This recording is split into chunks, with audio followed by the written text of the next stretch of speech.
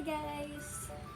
For today's video, ngayon, 11/27, Thursday, November 21. So ngayon, isi-share ko sa inyo ito, charing. Bumili tayo sa shoe salon. Kompleto na natin yung 4 na tumblers ng McDo. Yung ganitong design. Itong design. Tsaka, ito yung pinakita ko sa inyo ng una. Tapos, itong design. So, yun yung nadagdag, guys. Ngayon, kompleto na sila. Hindi ko alam ang trip or nakain ng boyfriend ko bakit pinili lahat. So, 4 na sila. Yung isa. Ito, cute niya kasi meron siyang mga design ng McCafe, coffee, tas mga soft drinks. Regular soft drinks ng McDo. Ganito yung diba, itsura. Tara! Ito na ipapakita sa inyo kasi ganito din naman yung design niya. Alam niyo na yan. Same, but different. Same tumbler, but different design. So, ano ba to? Cheese design. So, yan. Medyo lang siya. Parang stripes lang.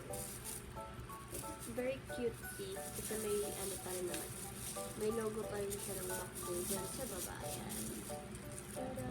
Lahat naman sila may logo ng McDo. Siyempre, para makita at malaman na kay McDo ito galing. Makukuha siya kapag order ka ng value meal ba yun? Regular value meal. Tapos pwede kang kumuha nito for 79 pesos. So, meron na tayo. Kompleto na siya. So, yun lang guys. Thank you so much for watching this video. And ganito tayo mag-unbox. Kasi same lang naman. So, different designs lang. So, happy to complete all for may mga shoe boxes na tayo. But then, meron din siyang binigay na galing.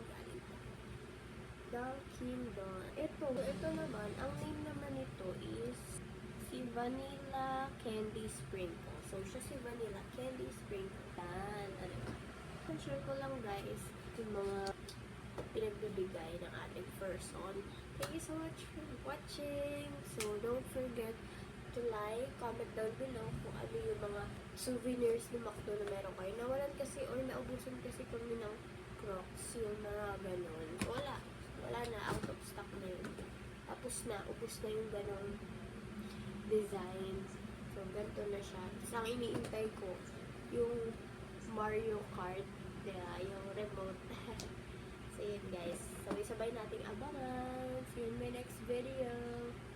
Subscribe to this channel, guys.